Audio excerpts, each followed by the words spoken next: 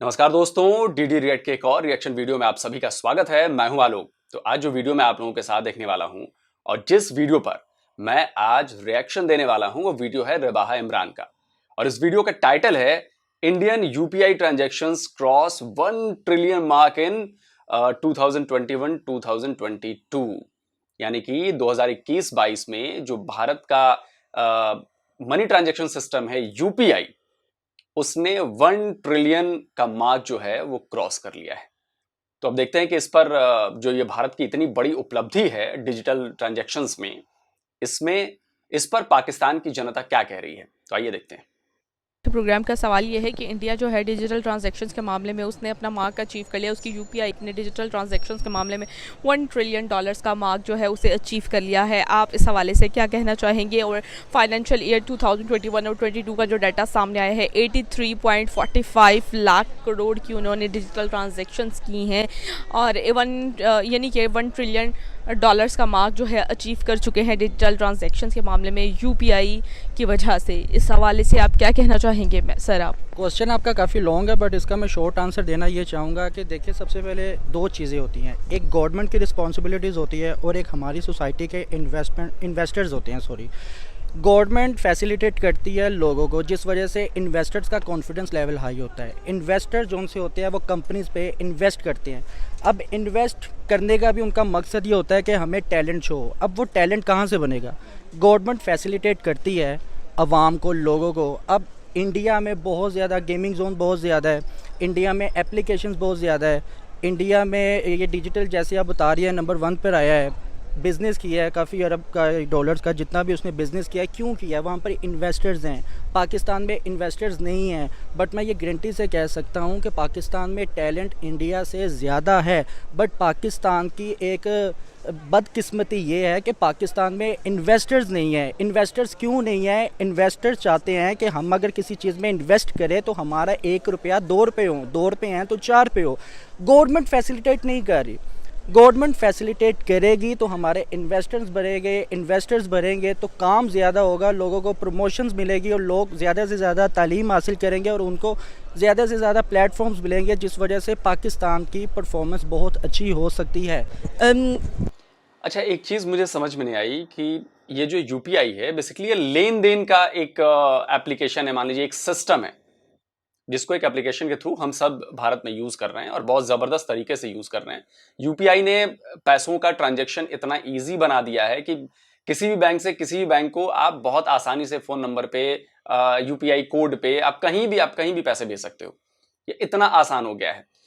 लेकिन इसको अब ये इन्वेस्टमेंट से कैसे जोड़ रहे हैं मुझे ये समझ में नहीं आ रहा है, क्योंकि ये तो मतलब एक तरह से कहें कि ये सरकार की बनाई व्यवस्था है। हमने अपने जो लेन देन है, जो कैश लेन देन कम करें और ज्यादा से ज्यादा हम डिजिटली पैसे की पेमेंट करें। तो इसमें क्या होता है कि आपके फायदे हैं। एक तो आपको कैश कैरी करके नहीं लेकर जाना। अब जैसे मुझे याद नहीं है कि मेरी जेब में 400-500 रुपए से ज्यादा होता नहीं कभी। ये पिछले कई सालों से है। भाई चाय पीनी है, आप पेमेंट यूपीआई से कर दो या डिजिटली कर दो, जैसे मन, फोन पे है, पेटीएम है, यूपीआई से कर दो, जैसे ही मन कर दो। जो बड़ी पेमेंट्स करनी होती है वो भी यूपीआई से हो जाती हैं। रिक्शे वाले को पैसे देने हैं वो भी यूपीआई से हो जाता है। ऑटो का भाड़ा देना है वो भी यूपीआई से हो जाता है। डिजिटली आप सब कुछ कर सकते हो। तो आप सोचिए जिंदगी कितनी आसान हो गई है। किसी को पैसे देने का मतलब ये नहीं कि बैंक जाओ पैसे निकालो फिर उसको पैसे दो। नहीं बॉस, एटीएम जाओ पैसे निकालो दो उसको। नहीं, ऐसा कुछ नहीं। तो इसका इन्वेस्टमेंट से कोई वो नहीं है, तो यूजर के लिए है। जैसे हम कैश लेन देन करते थे अब वो डिजिटली हो गई है। तो इसका इन्वेस्टमेंट से कोई लेना देना नहीं है, जहां तक मुझे लगता है। अगर मैं गलत हूं तो मुझे कमेंट में बताइएगा। जब आप इंडिया की बात करते हो, इंडिया की करेंसी बहुत स्ट्रॉन्ग है एट द मोमेंट, तो and it is more acknowledged outside as compare to Pakistan और चाइना जो है। तो फिर जब आप उसको कंपेयर करते हो तो फिर आप ये भी देखो ना कि इंडिया का स्ट्रॉन्ग होल्ड है outside in market when it comes out as like people acknowledge India more outside in outside countries. So that's one of the things that is helping them develop their currency or do online transactions, because if you convert Indian money into pounds or in dollars, it's the same ratio. You don't get less money, but whereas when you're converting Pakistani currency into pounds, you get less amount, like half and half. So that's not fair. So maybe that's one of the major points that's coming out. इस हवाले से यही कहना चाहूँगी कि अच्छा है वो लोग अचीव कर रहे हैं, उन लोगों ने ये जो आपने सारा कुछ बताया है ये मैं अब दोबारा से रिपीट नहीं करना चाहती, लेकिन उनकी अचीवमेंट पे उनको सराहते हैं और अल्लाह करे आगे भी इस तरह की अचीवमेंट्स वो करते रहें। नीयत वल मुराद होती है, उनकी नीयतें साफ़ हैं इसलिए वो अचीव करते जा रहे हैं। लेकिन उसके बरक्स देखा जाए तो पाकिस्तान को अगर अच्छे लोग मिल जाएं तो वो भी इस तरह ही अचीव करें, लेकिन जब अच्छे लोग ही नहीं मिलते हैं पाकिस्तान को तो क्या हमारी आवाम करे। इसके बावजूद भी कि हम लोग इतना ज़्यादा सफ़र कर रहे हैं, इतनी ज़्यादा बुरे हालात में सफ़र कर रहे हैं, उसके बावजूद भी हम अभी खड़े हुए हैं, डगमगा नहीं रहे हैं। तो अगर हमें भी अपॉर्चुनिटी मिले तो हम भी ये सारा कुछ करें। आज के डेट में ये कहना गलत तो नहीं होगा कि इंडिया जो है, जिस तरह इंडिया ने चाइना तक को बीट कर दिया डिजिटल ट्रांजैक्शंस के मामले में, और $1 ट्रिलियन का मार्क अचीव करना एक बहुत बड़ी अचीवमेंट है। आज की डेट में ये कहना गलत तो नहीं होगा कि इंडिया जो है डिजिटल ट्रांजैक्शंस के मामले में ग्लोबल लीडर बन चुका है। नहीं, गलत नहीं होगा, क्योंकि इंडिया की एक बात अच्छी है, इंडिया में इन्वेस्टर्स बहुत ज़्यादा है। जो अपने इंडिया जैसा भी मुल्क है ना, देखिए पाकिस्तान इंडिया के दुश्मनी या नाअहली जो भी आप उसको समझे, दुश्मनी है या जो भी है या नापसंदी है, इस चीज़ को अगर आप साइड पे रखकर बात करें ना तो इंडिया की परफॉर्मेंस बहुत अच्छी है। क्यों है? वहाँ पर इन्वेस्टर्स ज़्यादा है, वहाँ की गवर्नमेंट उनको फैसिलिटेट करती है, हर जगह इंडिया ज़्यादा है, इंडिया की इकोनॉमी ज़्यादा है। क्यों ज़्यादा है? क्योंकि वहाँ इन्वेस्टर्स ज़्यादा है। बस मैं यही कहना चाहूँगा कि पाकिस्तान की गवर्नमेंट एटलीस्ट अपने लोगों को प्रमोट करें, लोगों को फैसिलिटेट करें, लोगों में इन्वेस्ट करें, लोगों को इन्वेस्टमेंट दें, लोगों को कर्जे दें। अब काफ़ी ऐसे लोग हैं जो कहते हैं कि हमें इन्वेस्टमेंट के गवर्नमेंट ला रहे तो लगा देती है, मगर हमें पैसे मिलते नहीं है, कहाँ से मिलेंगे? ठीक है ना, ये इस चीज़ को थोड़ा सा फोकस करने की ज़रूरत है। तो लिहाजा इंडिया अच्छा काम कर रही है, नो डाउट। हम इंडिया को देखिए, जो सही काम हो रहा है ना, हमें सिर्फ इस तरह से कंपेयर करना चाहिए कि यार अगर आप काम कर रहे हैं तो किस तरह से आप अच्छा काम कर रहे हैं, किस तरह से बुरा काम कर रहे हैं। अगर इंडिया काम कर रहा है तो हमें ये देखना चाहिए यार ऐसी हमें क्या गलती कोताही है जिस वजह से हम इंडिया की इकोनॉमी से हमारी इकोनॉमी पीछे है, उस चीज़ पे आप वर्क करें। ये जो इंडिया आज फर्स्ट पे पहुंचे, अगर यही पाकिस्तान के टैलेंट प्रमोट किया जाए, पाकिस्तान को इन्वेस्ट किया जाए, पाकिस्तान के टैलेंट को इन्वेस्ट किया जाए, गवर्नमेंट फैसिलिटेट करे, तो मैं नहीं मानता कि पाकिस्तान से बढ़कर कोई भी मुल्क है या पाकिस्तान से बढ़कर कोई भी टैलेंट है इस मुल्क। डिजिटल ट्रांजैक्शंस के मामले ग्लोबल लीडर वो बन चुका है, कहना गलत तो नहीं होगा, लेकिन अभी उनसे भी बड़े बड़े बाप बैठे हुए हैं। पूरी दुनिया में सबसे ज़्यादा डिजिटल ट्रांजैक्शंस की हैं, चाइना को भी बीट कर दिया। अच्छा, चाइना को भी बीट कर दिया है तो ठीक है, अच्छी बात है, बल्कि ये बहुत अच्छी बात है। जो चीज़ सराहने वाली होती है उस पर सराहना चाहिए उनकी अचीवमेंट्स पे। और उन्होंने $8 ट्रिलियन $1 ट्रिलियन का मार्क अचीव कर दिया, $1 ट्रिलियन का मार्क अचीव कर दिया है। तो हमारी बेस्ट विशेस उनके साथ हैं कि वो अगले साल के लिए भी इससे ज़्यादा अचीव करें। इस चीज़ का रियली बोलूँ, I have no idea, because background इतना नहीं पता। जो मैंने आपको अभी थोड़ी देर पहले बोला है, वो मेन चीज़ मुझे इतना आइडिया है कि उनकी करेंसी बहुत स्ट्रॉन्ग है when it's looked at outside, not in Pakistan but outside, in Europe, America और इन UK। That's the only thing I know. वहीं पाकिस्तान की बात करें, जैसे आपने बताया है कि पाकिस्तान में टैलेंट की कमी नहीं है, ये नहीं है, वो नहीं है, ये बताइएगा पाकिस्तान की इंडिया की UPI जो है पाकिस्तान में उस तरह कितनी डिजिटल प्लेटफॉर्म्स हैं जहाँ पर पाकिस्तानी आवाम उस पर ट्रस्ट करती है और उस हवाले से ऑनलाइन डिजिटल ट्रांजैक्शंस करने में वो सिक्योर फील कर रही है, क्या कहना चाहेंगे? मैं वही बात आपको कहना चाहूँगा, इंडिया को बहुत ज़्यादा फैसिलिटेट किया जाता है, इंडिया में इन्वेस्टर्स ज़्यादा है। पाकिस्तान अपनी इन्वेस्टमेंट अगर अपने काम में करता है तो वो बहुत ज़्यादा डरता है, यार हमारी ट्रांजैक्शन इतनी है, हमारे पास अगर 2 लाख रुपए अगर हमने 2 लाख लगा दिया, क्योंकि हमारे मुल्क के हालात ऐसे नहीं हैं, हमें कोई बाहर से इन्वेस्टर नहीं मिल रहा, तो वो इस चीज़ पे बहुत ज़्यादा एहतियात करते हैं, डरते हैं लोग इन्वेस्ट करने के लिए। अगर उनके पास 2 लाख उनकी मेहनत की कमाई है, अगर वो उन्होंने इन्वेस्ट कर दिया, अगर उनकी ट्रांजैक्शन वैसे नहीं बनती जैसे इंडिया की इन्वेस्टमेंट है, जैसे इंडिया की ट्रांजैक्शन है, तो फिर क्या करेगी पाकिस्तान का कंपैरिजन नहीं अभी करना चाहिए हम लोगों को इस मामले में।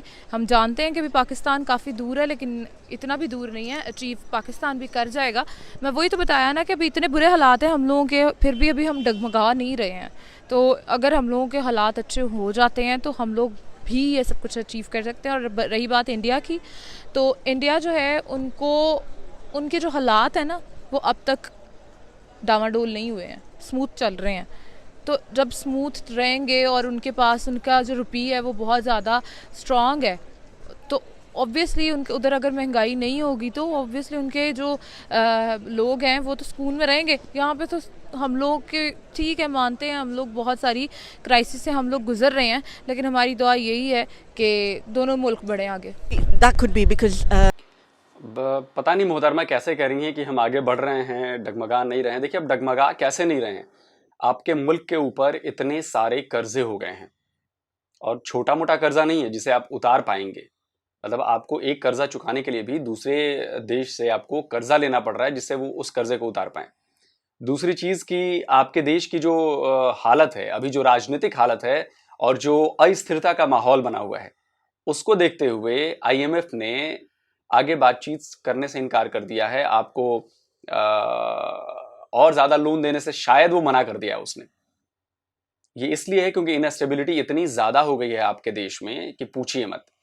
तीसरी चीज, अभी देखिए जनरल बाजवा ने अभी रूस को क्रिटिसाइज कर दिया अपने भाषण में अभी हाल फिलहाल में। अब उसका भी असर पड़ने वाला है।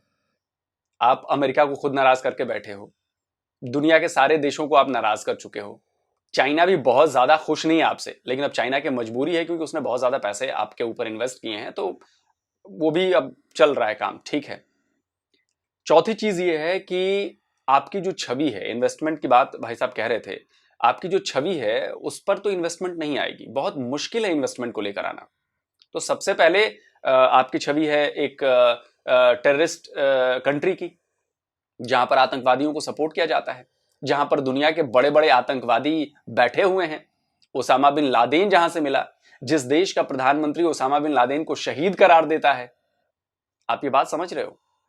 जिस देश का ISI चीफ जाके उस तालिबान से गलबैयां करता है जिस तालिबान को सारी दुनिया आतंकवादी कहती है। और इन सब के बाद आपके देश में जो सुरक्षा की जो हालात हैं वो बड़े खराब हैं। बम धमाके हो रहे हैं, आतंकवादी हमले लगातार हो रहे हैं, तो भाई सेफ्टी के इश्यूज बहुत बड़े हैं। तो इतने सारे नेगेटिव पॉइंट्स पर कैसे कोई देश, कैसे कोई कंपनी आपके यहां इन्वेस्ट करेगी? मतलब उसे तो साफ साफ दिखता है ना कि पता नहीं मेरे पैसे बचेंगे कि नहीं बचेंगे। रिटर्न तो छोड़ो, मतलब फायदा तो छोड़ो, पैसे बचेंगे कि नहीं बचेंगे उसकी गारंटी नहीं। और ये सब क्यों हुआ है? ये सब इसलिए हुआ है क्योंकि आप लोग की नीयत नहीं सुधरी है। एंटी इंडिया जो आप लोगों ने अपने दिमाग में बिठा के रखा है, उस इंडिया के खिलाफ जिसने कभी आपके ऊपर अटैक नहीं किया, उस इंडिया के खिलाफ जिस पर आपने 4 बार अटैक किया, तो भाई जब आप किसी बेकसूर को परेशान करोगे तो ऊपर वाला भी तो देख रहा है ना, तो चाहे आपका ऊपर वाला हो चाहे हमारा ऊपर वाला हो। तो इस लिहाज से भी सोचिए कि कहीं ना कहीं तो ऊपर से आपको सजा मिल रही है कि हालात सुधरने का नाम ही नहीं ले रहे यार। 75 साल हो गए आपके देश को, सुधरने के बजाय और ज्यादा बिगड़ गए हैं। खैर, awareness है, education है. In order to do that, you need education as well. Without education, you can't do. And majority of the people here, well, not in the city, but rural areas. How many? What's the percentage? Do you know of rural areas?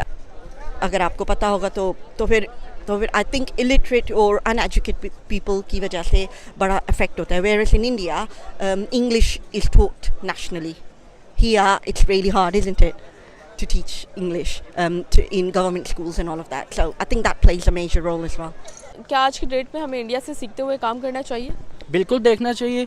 हमें इस चीज़ को देखना चाहिए, सिर्फ India को ही नहीं, मैं कहूँगा हमें ओवरऑल जितने भी ममालिक हैं, हमें उनको सिर्फ इतना देखना चाहिए कि यार अगर अमेरिका हमसे आगे हैं क्यों है, आखिर हमें ऐसी क्या गलती है, आखिर हमें ऐसी कौन सी कमी है जिसको हम दूर करेंगे तो हम इंडिया से भी आगे जा सकते हैं, अमेरिका से भी आगे जा सकते हैं, ओवरऑल जितने भी ममालिक हैं हम उनसे आगे जा सकते हैं। हमें इस चीज़ पे थोड़ा सा फोकस करना चाहिए, गौर करना चाहिए और हमें सीखना चाहिए। लोगों की कामयाबी से जेलस नहीं होना चाहिए, लोगों की कामयाबी से एटलीस्ट आपको सीखने को बहुत कुछ मिलता है कि यार अगर इंडिया आज आगे है, चाहे वो किसी भी फील्ड में हो, चाहे गेमिंग में हो, चाहे एप्लीकेशंस में हो, चाहे वो ये ट्रांजैक्शंस में हो, क्यों आगे है, हमें उस चीज़ पे वर्क करना चाहिए। यार हमें किस चीज़ की कमी है, हम उस चीज़ पे वर्क हार्ड कर दें, इंशाल्लाह हम बेहतर होंगे उनसे। ये सबका क्रेडिट किसको जाता है? क्योंकि गवर्नमेंट को या इसके पीछे कोई और factor? It's the government who've presented their country in a better way, and they've got. I think it's not just that they get soft spot from America and from the European countries as well, because it's sort of like India is seen sort of like a charming country, and because it's not it's the way what do you say, when you compare it with Pakistan, people fear Pakistan because of terrorism and all of that, but India is sort of like has got a charming personality when it comes towards that. That's one of the reason. Obviously factors बहुत सारे जुड़ते हैं तो वो ये सारा कुछ achieve होता है। उनकी गवर्नमेंट ने ये मेहनत की है तो उसके बाद जाकर जो लोग थे जिन्होंने ये जिनकी वजह से ये अचीव हुआ है वो बीच में आए हैं और उनकी वजह से ये सारा कुछ मुमकिन हो पाया है। लेकिन उनका पहली प्रायोरिटी तो उनकी गवर्नमेंट को जाती है, क्योंकि गवर्नमेंट अगर अच्छी होगी और अगर गवर्नमेंट जो है कॉम्प्रोमाइजिंग होगी और वो सही से चल रही होगी तो ऑब्वियसली सारा कुछ सही से चलेगा। अगर ऊपर से हायरार्की जो है वो ख़राब होगी तो नीचे आते तक तो गंद ही फैलेगा। क्या हमें आज की डेट में उनसे सीखते हुए काम करना चाहिए? भाई ये नहीं मैं कह सकती कि हमें उनसे सीखते हुए काम करना चाहिए।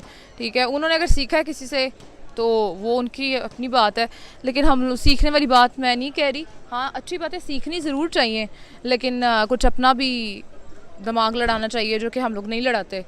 तो हम लोग अगर दिमाग थोड़ा सा लड़ाने लगे तो हम लोग भी अचीव कर लेंगे। जी तो व्यूवर्स, आपने पाकिस्तानी आवाम की राय तो जानी, इसी के साथ अपने मेज़बान रबाह इमरान को दीजिए इजाज़त और जाने से पहले मेरे चैनल को ज़रूर सब्सक्राइब कीजिए, वीडियो को ज़रूर लाइक कीजिए और मुझे इंस्टाग्राम पर जाके फॉलो करना मत भूलिएगा। Thank you so much. तो दोस्तों, वीडियो हो गया है ख़त्म और बहुत सारी बातें जानने को, सुनने को, देखने को मिली हैं अभी यहाँ पर। तो मैं ये कहूँगा कि देखिए, ये सब कुछ जो है वो अकेले नहीं होता कि अकेले सरकार ने चाह दिया तो हो जाएगी चीज़ें, या अकेले लोगों ने चाह दी तो हो जाएंगी चीज़ें। ये एक दूसरे के पूरक हैं। जब तक सरकार और जनता मिलकर काम नहीं करेगी तब तक हम बहुत कुछ बड़ा अचीव नहीं कर सकते। और हमने हर फील्ड में ये काम किया है। ये सरकार और लोगों की पार्टनरशिप है। सरकार चीजें उपलब्ध करा रही है, लोगों के पास आइडिया है, इनोवेशन है। तो ये जब दोनों ही चीजें मिल रही हैं, प्लेटफॉर्म और आइडियाज, तब जाकर काम हो रहा है। दूसरी बात कि आपने शायद आपको पता होगा कि अभी हाल ही में भारत सरकार ने यह फैसला किया है कि वो डिजिटल करेंसी पे काम कर रहे हैं। जैसे हम कैश में ट्रांजैक्शन करते हैं तो वही अब ये फर्क है। यूपीआई बाकी चीजें डिजिटली है लेकिन करेंसी नहीं है। आप अपने एक अकाउंट से दूसरे अकाउंट में डाल देते हो। करेंसी वो होती है जो आपके वॉलेट में पड़ी है, आपने पैसे निकाले और आपने दे दिए। तो ये भी चीज अब डिजिटली होगी। डिजिटल करेंसी इंडिया लॉन्च करने वाला है। अभी शायद लास्ट बजट में ही, अभी इस बार के बजट में ही वित्त मंत्री ने ऐलान किया था कि आरबीआई उस पर काम कर रहा है। तो ठीक वैसे होगा कि जैसे आपने वॉलेट से पैसे निकाले और कैश पैसे दिए, वैसे ही डिजिटल करेंसी काम करेगी। आपने मोबाइल से पैसे निकाले और आपने दे दिए, किसी अकाउंट की जरूरत नहीं है, कुछ नहीं है, वो आपके पास पैसे पड़े हुए हैं, एकदम करेंसी की तरह यूज होंगे वो। और मैं सच बताऊं, इंडिया में डिजिटल पेमेंट्स और डिजिटल करेंसी आने के बाद और भी बड़े बदलाव होने वाले हैं, बहुत बड़े बदलाव होने वाले हैं। मतलब लेन देन की प्रक्रिया अब पूरी तरह से बदल जाएगी। अभी तक तो बदली है, ये कुछ नहीं है, और भी भयंकर तरीके से ये बदलेगी। और ये बहुत अच्छा वाला भयंकर है, मतलब ये हमारे लिए अच्छी बात है। देखिए कितने फायदे हैं डिजिटल पेमेंट्स के, डिजिटल करेंसी के। जेब में आपके पैसे नहीं होते तो लूटने का खतरा थोड़ा मुझे कम लगता है। दूसरी चीज कि सारी ट्रांजैक्शंस मेनली जो हो रही हैं वो डिजिटली जब हो रही हैं तो करप्शन पे भी काफी हद तक इस पर लगाम लगी है, क्योंकि आपको ट्रेस पता है पैसे कहां से कहां ट्रांसफर हो रहे हैं। आप इसको ट्रेस कर सकते हो क्योंकि पैसे इलेक्ट्रॉनिकली ट्रांसफर हो रहे हैं, डिजिटली ट्रांसफर हो रहे हैं। तो ट्रेस करना बहुत ज्यादा ईजी है। तो इससे क्या होगा कि करप्शन पे लगाम लगी। मैं ये नहीं कह रहा कि 100% करप्शन खत्म हो जाएगी, क्योंकि लोग हर सिस्टम में कहीं ना कहीं लूप होल्स ढूंढ लेते हैं। वो यहां भी ढूंढ लेते हैं, अब चाहे जीएसटी हो, बाकी चीजों, हर जगह है। लेकिन चीजों को इंप्रूव किया जा रहा है। अगर आपको दिख रही है कि ये प्रॉब्लम आ रही है तो नेक्स्ट टाइम उसमें और ज्यादा इंप्रूवमेंट की जा रही है जिससे वो बंद हो जाए, तो सामने वाला कुछ और नया रास्ता ढूंढता है। तो ये काम चलता रहेगा, लेकिन ओवरऑल इसका क्या होगा कि फायदा होगा, देश को फायदा होगा, कंट्री को फायदा होगा। डिजिटल करेंसी आने से क्या होगा? एक तो लेन देन मैंने आपको बता दिया कि बहुत इजीली हो जाएंगी चीजें, कैश की तरह होगा, उसके लिए आपको बहुत कुछ चाहिए नहीं। सबसे बड़ी जो बात है वो बात ये है कि डिजिटल करेंसी आने के बाद, डिजिटल करेंसी आने के बाद आप मतलब पैसे बचाएंगे। नोट छापने में, उसकी सेफ्टी में, उसकी चीजों में इतने अरबों रुपए खर्च होते हैं, अरबों रुपए। तो डिजिटल करेंसी से ये रुपए बचेंगे। इंफ्रा का वन टाइम इन्वेस्टमेंट है और वो सरकारें धीरे धीरे कर रही हैं, वो चीजें हो रही हैं। लेकिन इससे सोचिए छपाई का पैसा बचेगा, स्याही का पैसा बचेगा, बाकी कई मतलब आप अरबों रुपए बचा सकते हो। ये फायदा है। और नोट खराब नहीं होंगे भाई, डिजिटल है तो वो खराब नहीं होंगे। ऐसे तो नोट खराब हो जाते हैं, बार बार आपको हर कुछ साल बाद आपको दोबारा उसके बदले में नोट निकालने की जरूरत पड़ती है। और भारत इसमें बहुत तेजी से काम कर रहा है। अब आप सोचिए कि यूपीआई ट्रांजैक्शंस का दुनिया में बहुत बड़ा नाम हो गया है, और कई देश, जहां तक मुझे याद है खबरें पड़ी थी, कई देश इस सिस्टम को अपनाने पर विचार कर रहे हैं कि भाई क्यों ना यूपीआई को अपनाया जाए, हम खुद अपने देश में लागू करें। यह सिस्टम इतना शानदार बनाया गया है। तो अभी देखते चलिए, तकनीक के मामले में इंडिया बहुत कुछ आगे बढ़ने वाला है, बहुत कुछ अचीव करने वाला है। और ये सारे तार जुड़े हैं आपके माहौल पर, कि आपके यहां पढ़ाई का माहौल कैसा है, आपके यहां इनोवेशन का माहौल कैसा है, आपके यहां R&D फैसिलिटीज कितनी हैं, आपके पेरेंट्स आप पर कितना भरोसा करते हैं, और आपकी एजुकेशन कैसी है। सब कुछ इसी पर डिपेंड करता है। और जहां तक मैं अब तक जान पाया हूं, समझ पाया हूं, एजुकेशन के मामले में पाकिस्तान इंडिया से कम 100 साल पीछे है। 100 ईयर्स। मैं आपको ये कम बता रहा हूं, फिर भी आपके यहाँ के एजुकेशन एक्सपर्ट्स हैं, उनकी बातें मैंने सुनी हैं, बहुत सारी आर्टिकल्स पढ़े हैं, तो उनसे ये बात मुझे पता चली है कि आप अभी कम से कम 100 ईयर्स एजुकेशन में पीछे हो। तो जब तक, और इसकी सारी जो चेन्स हैं वो एजुकेशन से जुड़े हुए हैं, तो जब तक एजुकेशन ठीक नहीं होगी तब तक कुछ नहीं हो सकता। और हमारे यहां हम लगातार अपनी एजुकेशन पॉलिसी को बदल रहे हैं। हम किसी एक पर नहीं टिके हुए हैं कि आज से 1000 साल पहले जो चीज चल रही थी वो भी अभी भी चल रही, नहीं। हम लगातार उसमें बदलाव ला रहे हैं, लगातार उसमें सुधार ला रहे हैं, और इसी का नतीजा है कि इस समय भारत के स्टूडेंट्स, भारत की जो युवा शक्ति है, वो जबरदस्त परफॉर्मेंस दे रही है और आगे भविष्य की नींव और ज्यादा मजबूत कर रही है। तो जल्दी हाजिर होता हूं एक और नए वीडियो के साथ। नमस्कार, जय हिंद।